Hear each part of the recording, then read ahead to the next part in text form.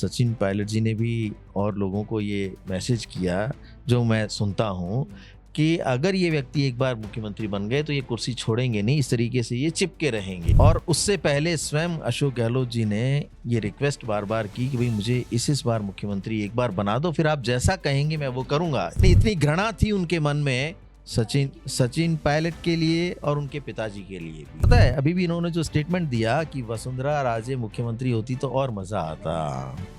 वो मजा कैसे आता? तो इतना बड़ा दावा मुख्यमंत्री के पद पर रहकर इतने बड़े इंसान ने कर दिया, क्या ये पूरी इसके पीछे समझाइश रही? क्या सच में सरकार गिर रही? और इस माहौल को बनाने के पीछे जो सबसे बड़ा कारण था वो था राजनीतिक लाभ। जेजेएम वगैरह तो बहुत बड़े हो गए, और भी छोटे मोटे घोटाले हैं जो तो शायद लोग बहुत ज़्यादा हाईलाइट नहीं हो रहे हैं।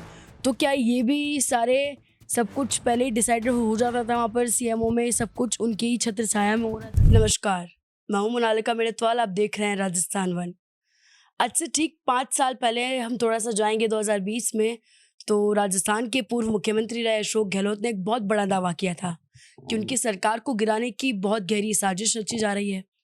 लेकिन वो दावे अब मिट्टी में मिलते हुए नजर आ रहे हैं, और इन्हीं दावों के चलते कई लोगों की छवि पर भी उंगली उठाई गई, लोगों पर केस कर दिए गए कि ये लोग सरकार गिरा रहे हैं, साजिश रच रहे हैं, पूरी प्लानिंग हो रही है।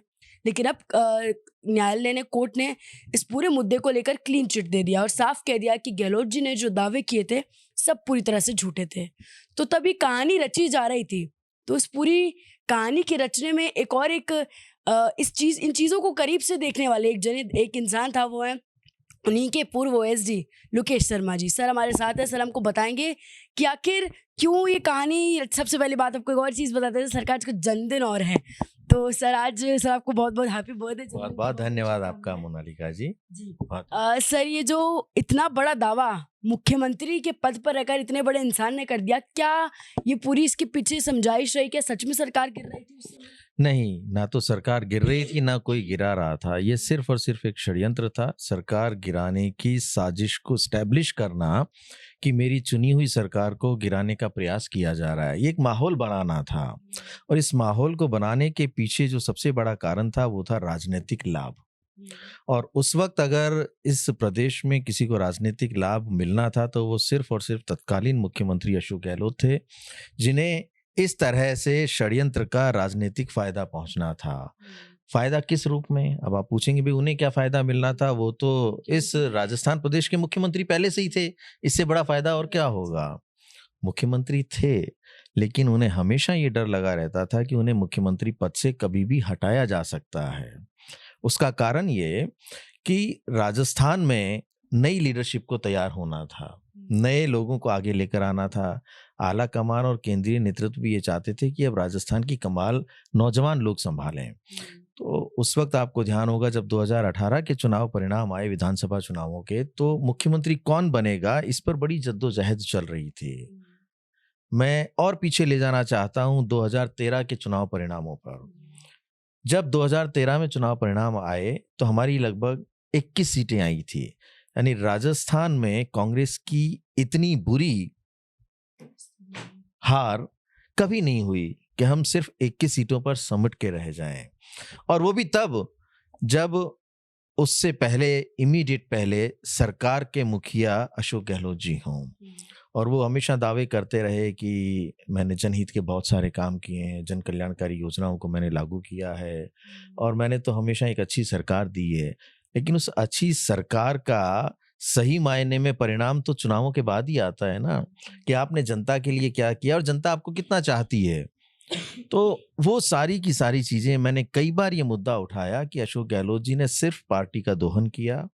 उन्होंने हर बार पार्टी से लिया ही लिया, दिया कभी कुछ नहीं। 3 बार आला कमान ने, पार्टी ने उन्हें प्रदेश का मुख्यमंत्री बनाया।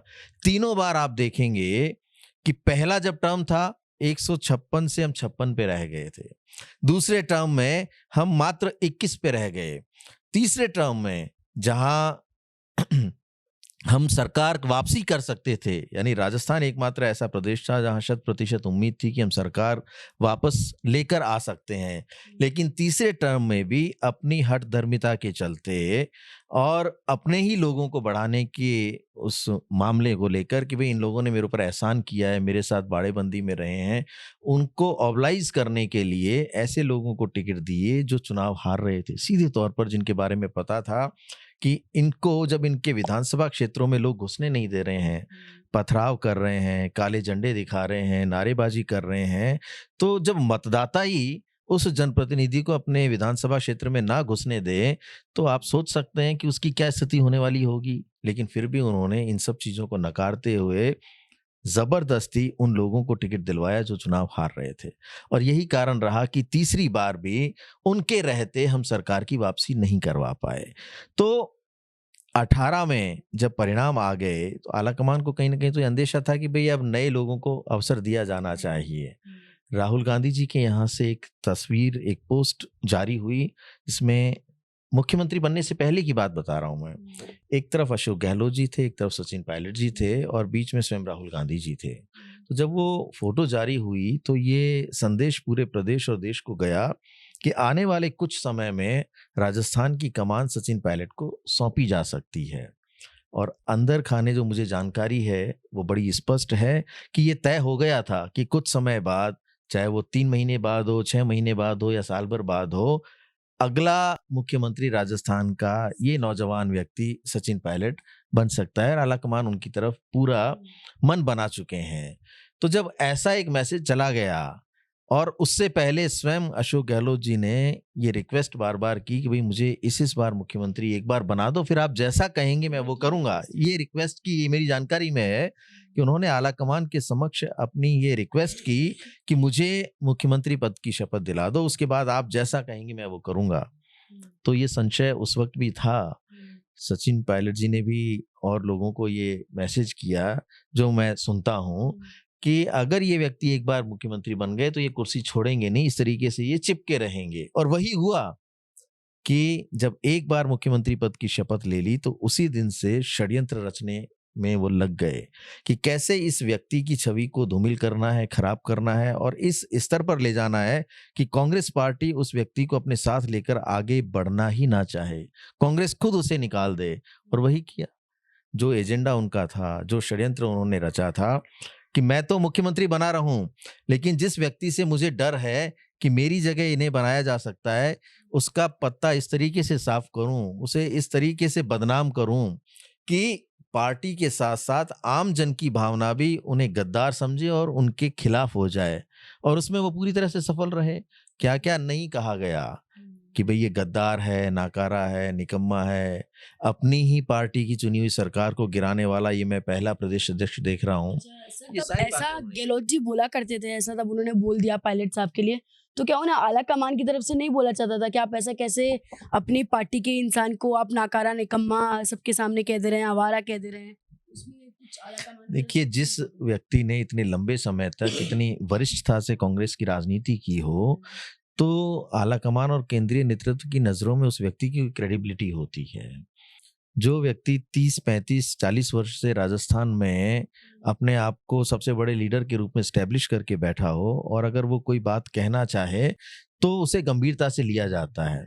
तो उन्होंने उस सारी भावनाओं का फ़ायदा उठाया। उन्होंने आलाकमान को ये पूरे तरीके से स्पष्ट करने में कामयाब रहे, आलाकमान को ये भरोसा दिलाने में कामयाब रहे कि ये व्यक्ति मेरी चुनी हुई सरकार को गिराने की साजिश रच रहा है। तो फिर वो कुछ भी बोल सकते थे ना, उन्होंने जो चाहा वही किया। उसको, उस व्यक्ति को जिसका बार-बार उन्होंने नाम लिया कि ये सचिन पायलट मेरी सरकार गिराना चाहता है बीजेपी के साथ मिलकर।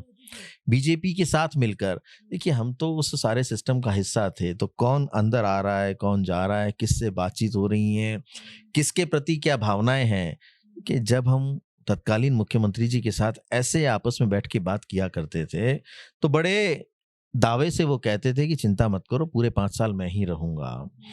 और जब भी सचिन पायलट के नाम की बात आती थी, तो वो उनका नाम तक नहीं सुनना चाहते थे। कह रहे, उन्होंने तो ऐसे-ऐसे शब्द उनके लिए प्रयोग में लिए, उनके पिताजी तक को उन्होंने नहीं बख्शा कि ऐसे बोलते थे कि इनका बाप राजेश पायलट मैं जानता हूँ उन्होंने क्या-क्या किया पार्टी के लिए। तो ये पार्टी के सगे नहीं हैं। जो भी ऐसे-ऐसे शब्द थे जिनको मैं कैमरे पर यूज़ भी नहीं लेना चाहता। यानी इतनी घृणा थी उनके मन में सचिन सचिन पायलट के लिए और उनके पिताजी के लिए भी। तो वो व्यक्ति जो दिल से उनसे इतनी घृणा करता हो, वो कभी ये नहीं चाहता था कि वो आगे बढ़ें और उनको आगे बढ़ने का अवसर प्राप्त हो। तो उसी दिन से वो षड्यंत्र में लगे रहे और उनको अवसर कब मिल गया, जब भारतीय जनता पार्टी के साथ जो भी घटनाएँ जिस रूप में घटित हुई, चाहे मध्य प्रदेश में सरकार बदल दी गई हो, सरकार का तख्ता पलट गया हो, तो वो सही समय उन्हें लगा कि अब ये एस्टैब्लिश करना बहुत आसान है कि हमारे लोग बीजेपी के साथ मिलकर इस प्रदेश में भी तख्ता पलट करना चाहते हैं, सरकार गिराना चाहते हैं। तो वो उसमें कामयाब रहे। अब जो पेन ड्राइव में उन्होंने ऑडियो क्लिप्स मुझसे सर्कुलेट करवाए, आपको याद होगा अभी 2-4 दिन पहले भी जब उन्होंने अपने आप को सही साबित करने के लिए या अपने आप को वापस से लोगों की नज़रों में सही बताने के लिए उनके सोशल प्लेटफ़ॉर्म्स पर लिखा कि इस तरीके से मेरे सरकार को गिराने की साजिश में अमित शाह, धर्मेंद्र प्रधान, गजेंद्र सिंह शेखावत और ये तमाम लोग शामिल थे। तो मैंने उस दिन भी उनको जवाब देते हुए कहा कि आप बार-बार कहते हैं कि मेरे पास सबूत हैं, मेरे पास सबूत हैं, तो आप ऐसा करिए, कल अपने सरकारी निवास पर मीडिया के साथियों को बुलाइए, प्रेस वार्ता कीजिए और वो जो सबूत आपके पास रखे उन्हें सार्वजनिक कर दीजिए। तो जो लोग आपको कह रहे हैं कि आप फर्जी आपने ये सारे की सारी घटनाओं को अंजाम दिया, ये जो सरकार गिराने की साजिश थी, वो साजिश तो हुई ही नहीं। और मैं तो खुद इसका गवाह हूँ कि ऐसी कोई साजिश सरकार गिराने की नहीं रची गई। ना सरकार गिर रही थी, ना सरकार को कोई गिरा रहा था। ना विधायक खरीदे जा रहे थे, ना विधायक बिक रहे थे। ये जो बार-बार दावे किए जा रहे थे कि 25 करोड़, 35 करोड़ में इन्हें खरीद रहे हैं, मेरे पास सबूत हैं, तो आप बताइए ना कहाँ सबूत हैं? रोज़ आपको लेकर अब तरह-तरह की बातें हो रही हैं और अब तो मैं नहीं कह रहा। मैंने तो पहले दिन से ये बातें कही थी कि सरकार गिर नहीं रही थी, ये एक माहौल बनाया गया था अपने आप को बचाने के लिए। अपनी कुर्सी को बचाने के लिए किस तरीके का माहौल बनाया गया था कि मैं ही इस कुर्सी से चिपका रहूं और जो दूसरा व्यक्ति दावेदार है उसकी इमेज इतनी खराब कर दूं कि पार्टी उसे बाहर निकाल दे। और पार्टी से उन्होंने बाहर निकलवाया, निष्कासित करवाया, बर्खास्त करवाया। तो ये सारा का सारा उनका स्वयं का रचा हुआ षड्यंत्र था। अब उस षड्यंत्र की पोल खुल गई। जिन जिन लोगों के ऊपर राजद्रोह तक के उन्होंने मुकदमे दर्ज करवाए, वो पूरी तरह से बाइज्जत बरी हुए। जांच एजेंसीज ने ये कहा कि ऐसी कोई घटना ही नहीं हुई जिसमें सरकार को गिराने की किसी तरह की कोई षड्यंत्र या साजिश रची गई। कोई प्रमाण ऐसे नहीं मिले जिसमें पैसों के लेन-देन की बात की गई हो या लेन-देन किया गया हो, चाहे वो उनके बैंक खातों को एग्जामिन किया गया हो या उनकी वार्तालाप को देखा गया हो। तो कहीं कोई सबूत या प्रमाण ऐसे नहीं मिले जिससे ये सिद्ध होता हो। तो जो एजेंसी थी जिसने जांच पड़ताल की उसने अपनी फाइनल रिपोर्ट में ये लिखा कि किसी तरीके का कोई मामला नहीं बनता। उसको कोर्ट ने मंजूरी दे दी। कोर्ट ने भी अपने निर्णय में ये कहा कि भाई कोई साक्ष्य नहीं मिले, कोई प्रमाण नहीं मिले, इसका मतलब पूरा का पूरा मामला सिर्फ और सिर्फ साजिश था, षड्यंत्र था, झूठा था और फर्जी था। और उसी मामले में, उसी राजद्रोह के मामले में बाद में सचिन पायलट जी को भी आरोपी बनाया गया। उनके ऊपर भी ये आरोप लगाया गया कि ये राजद्रोह में शामिल है। तो ये पूरी की पूरी कथा, कहानी और षड्यंत्र इस तरह से रचा गया। आपने कहा ना भी उन्हें क्या राजनीतिक लाभ मिल सकता था?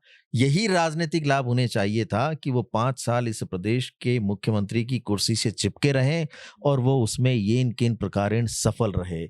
जितने हथकंडे वो अपना सकते थे उन्होंने सारे अपनाए और अपनी कुर्सी को बचा लिया। जो सरकार नहीं गिर रही थी उसे भी बचाने का माहौल बना के अपने आप को सिद्ध कर दिया कि देखो मैं एक ऐसा राजनेता हूं जो अपनी सरकार को जिसने गिरने नहीं दिया। उदाहरण देते हैं ना वो कि एमपी में गिर गई, गोवा में गिर गई, मणिपुर में गिर गई, ये तो मैं था जिसने सरकार बचा ली। तो सरकार तो गिर ही नहीं रही थी, वो तो आप ही गिराने का नाटक रच रहे थे, तो वो तो बचनी ही थी ना, जा कहाँ रही थी वो। तो ये सारा इस तरह से षड्यंत्र था। अच्छा सर, एक और चीज़ हम ये सुनते हैं कि वो विधायकों को साथ में अपने रख लेते थे। मैं आपका एक इंटरव्यू सुन रही थी, उसमें आप कह रहे थे शांति धारीवाल जी के यहाँ उन्होंने सभी विधायकों को भेज दिया। तो सर ये गहलोत जी प्यार से करते थे या डरा कर करते थे? उनको डरा कर रखा जाता था या फिर प्यार में बेचारा बनकर किस तरीके से वो विधायकों को दूसरी जगह भेज दिया करते थे? नहीं, शांति धारीवाल जी के यहाँ विधायकों के पहुंचने वाला तो मामला बिल्कुल थोड़ा दूसरा था, क्योंकि जब 25 सितंबर 2022 को आला कमान के प्रतिनिधि के रूप में एक पर्यवेक्षक बनकर यहाँ जो आज के कांग्रेस अध्यक्ष हैं खड़गे जी और कोषाध्यक्ष हमारे अजय माकन जी, वो यहाँ पर्यवेक्षक बनकर आए थे। और मुझे ये लगता था क्योंकि 2 वर्ष का समय जा चुका था और आला कमान की मंशा ये थी कि अब नौजवान को मौका दिया जाना चाहिए, या वो जो भी फरमान लेकर आए होंगे, जो आदेश लेकर आए होंगे। लेकिन उस दिन ये तय हुआ था कि मुख्यमंत्री निवास पर विधायक दल की बैठक होनी है, लेकिन उस बैठक को भी षड्यंत्र के चलते अशोक गहलोत जी ने अपने निवास पर नहीं होने दिया।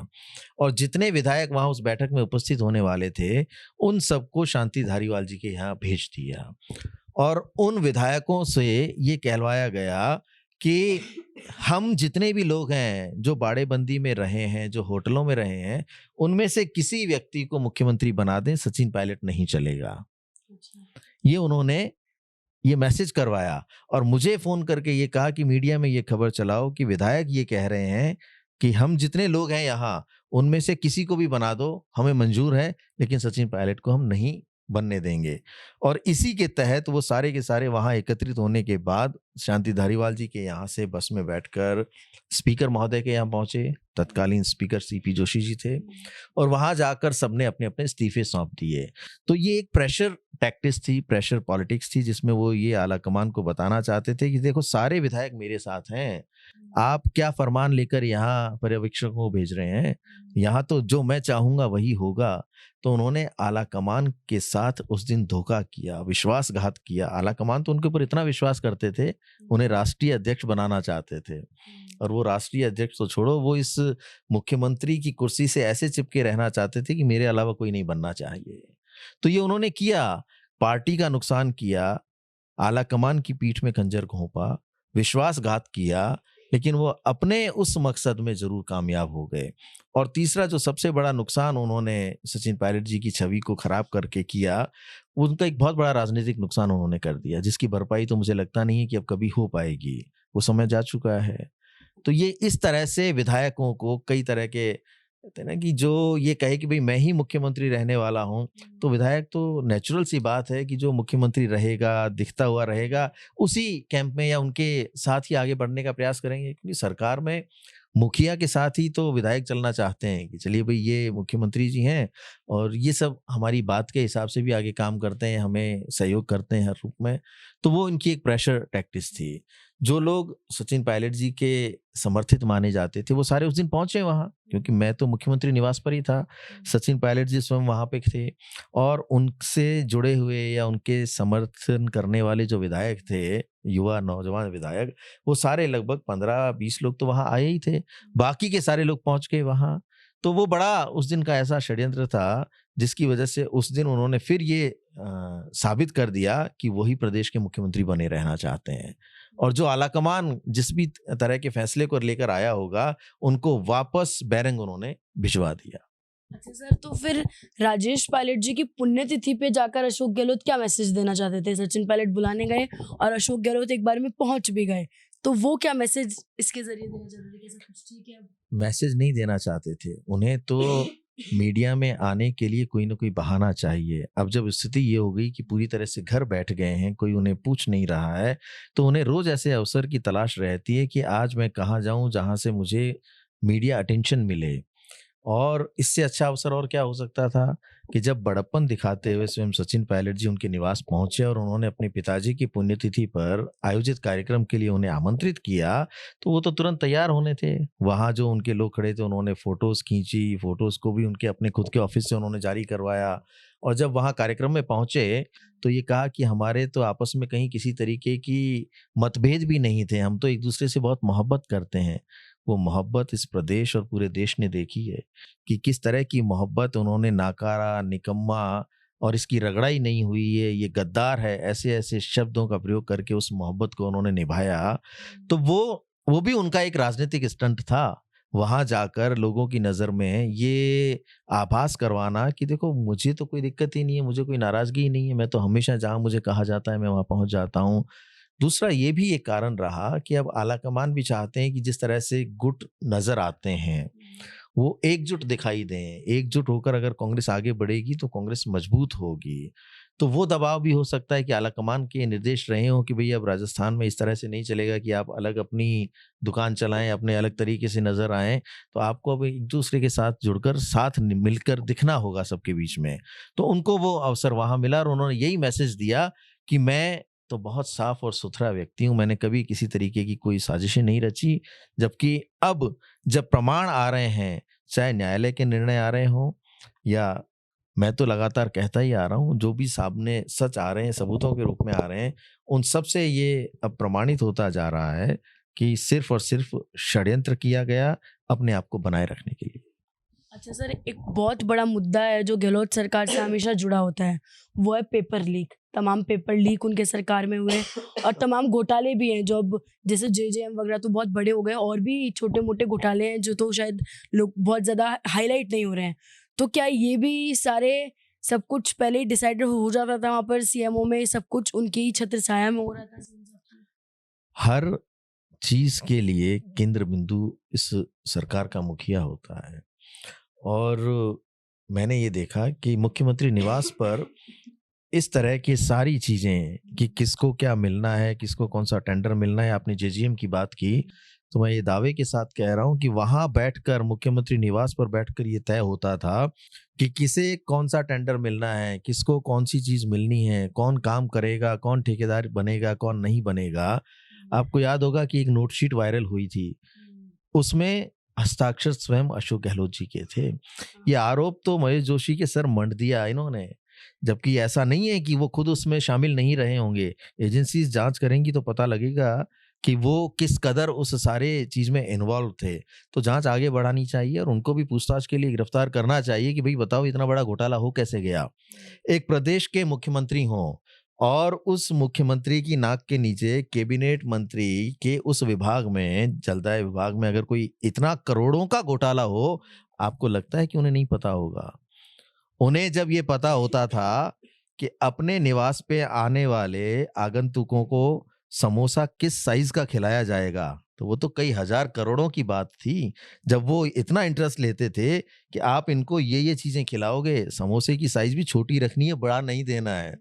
तो जिस व्यक्ति को इतनी जानकारी हो, तो क्या कोई भी इस बात का अंदाज़ा लगा सकता है कि वो इतने करोड़ों का घोटाला या कोई भी लेन-देन होता होगा उस सरकार में, वो उनकी नाक के नीचे नहीं होता होगा।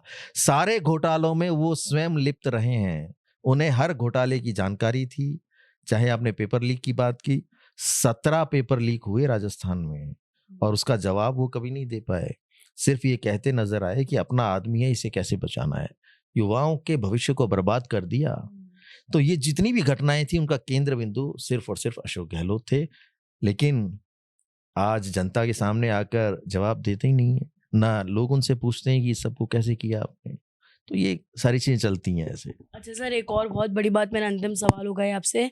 अशोक गहलोत और वसुंधरा राजे की दोस्ती के चर्चे बड़े चलते आए हैं कि दोनों राजनीति में एक दूसरे से कंधा मिलाकर यहाँ तक पहुंचे। वो 3 बार मुख्यमंत्री हो गए, वो 2 बार हो गई। तो क्या वाकई दोनों के बीच में इतनी गहरी दोस्ती थी वसुंधरा? देखिए राजनीति में पक्ष और विपक्ष के दिखते हुए रिश्ते और अंदर के रिश्ते अलग-अलग होते हैं। कई व्यक्तिगत रिश्ते भी होते हैं, कई राजनीतिक रिश्ते भी होते हैं, पर ये निश्चित है कि जो भी उस पद पर रहता है, आपस में एक-दूसरे से बात करते हैं, जो भी कोई ऐसी घटनाएँ होती हैं जिसमें एक-दूसरे का सहयोग करना हो, वो भी करते हैं। उनके बीच एक अच्छा कह सकते हैं कि कोऑर्डिनेशन था, एक अच्छा समन्वय था। आपको याद होगा कि जब बचन लाल जी ने शपथ ली या उनको मुख्यमंत्री के रूप में डिक्लेयर किया तो सबसे पहला ट्वीट मेरा गया कि गठबंधन की राजनीति का अंत। यानी कहीं न कहीं ये इस बात को आपको पता है अभी भी इन्होंने जो स्टेटमेंट दिया कि वसुंधरा राजे मुख्यमंत्री होती तो और मज़ा आता। वो मज़ा कैसे आता? ये प्रदेश की जनता जानती है और प्रदेश में जो लोग राजनीति करते हैं, वो सब जानते हैं कि वो मज़ा कैसे आता। तो आपस में बहुत अच्छा एक समन्वय रहता है, एक-दूसरे का सहयोग करते हैं, एक-दूसरे की मदद करते हैं।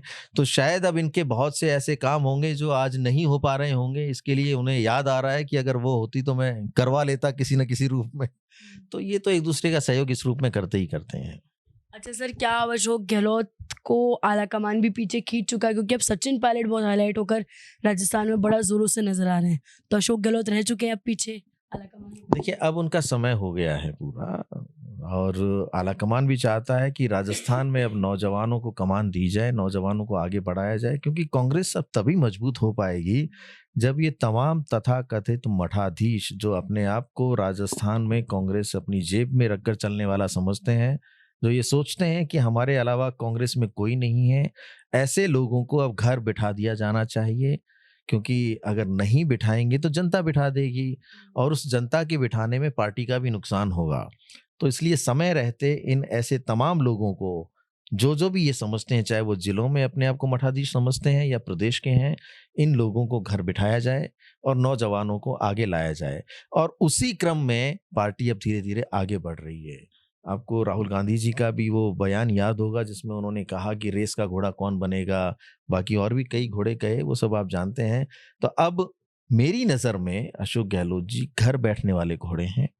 उन्हें युवाओं का मार्गदर्शन करना चाहिए, जो अनुभव उनके पास राजनीति का है वो बांटना चाहिए, नए नौजवानों को तैयार करना चाहिए कि अब आप कांग्रेस की कमान अपने हाथ में लो, कांग्रेस को मजबूत करो और आने वाले भविष्य में इस प्रदेश में वापस मजबूती के साथ अपनी सरकार बनाओ।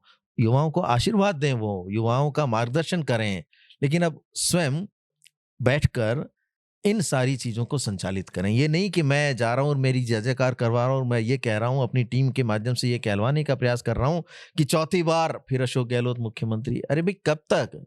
ये हमेशा इस प्रदेश का ठेका आप ही ने तो नहीं ले रखा है ना, और लोग हैं जो राजनीति कर रहे हैं और बहुत काबिल लोग हैं, उन्हें एक मौका सवाल दें। मैं बीच में पूछना चाहूंगी, हाल ही में उन्होंने अमीन खान की वापसी कांग्रेस में करवाई, ऐसा उन्होंने क्यों किया? और मेवाराम जी को भी वापस ला रहे हैं, तब कि उनकी तो छवि इतनी खराब है कांग्रेस में। कि ये उनका व्यक्तिगत राजनीतिक जो दृष्टिकोण है वो बहुत अलग है। उन्हें लगता है कि मैं उन तमाम लोगों को जोड़कर और बांध कर रखूं जो किसी न किसी तरीके से मेरे एहसानों से दबे हुए हों या जिनके ऊपर मैं एहसान कर पाऊं, ताकि समय आने पर वो सिर्फ और सिर्फ मेरे लिए बात करें। यही तो कारण रहा कि जब टिकटों का वितरण हो रहा था तो उन्होंने कहा कि मैं राजस्थान में कांग्रेस सरकार की वापसी करवाऊंगा। आला कमान को ये भरोसा दिलवा दिया, तो आला कमान ने उन्हें फ्री हैंड दे दिया। उन तमाम लोगों को टिकट दिया जो चुनाव हारने की स्थिति में थे। कारण ये था, उन्हें पता था कि इनकी स्थिति अच्छी नहीं है, लेकिन वो ये चांस ले रहे थे कि अगर हमारे विधायकों की संख्या ज्यादा आई तो ये सारे वो लोग हैं जिनको मैंने टिकट दिया है, तो ये सिर्फ मेरा ही नाम लेंगे ना। जब विधायकों की राय पूछी जाएगी तो ये कहेंगे मुख्यमंत्री कौन बने, क्या अशोक गहलोत बने। और अगर ये चुनाव हार जाते हैं तो वो दूसरा तो मुख्यमंत्री बन ही नहीं रहा है, पार्टी चुनाव हार जाएगी। तो ये दोनों तरफ से बल्ले बल्ले में थे। तो ये इस तरह के राजनेता हैं जो स्वयं के अलावा किसी को बढ़ते हुए नहीं देखना चाहते। अगर इन्होंने ये प्रयास किया होता कि कांग्रेस को मजबूत करना है या कांग्रेस पार्टी को कुछ देना है वापस, तो निश्चित रूप से राजस्थान में सेकंड लाइन की लीडरशिप को डेवलप करने का काम करते।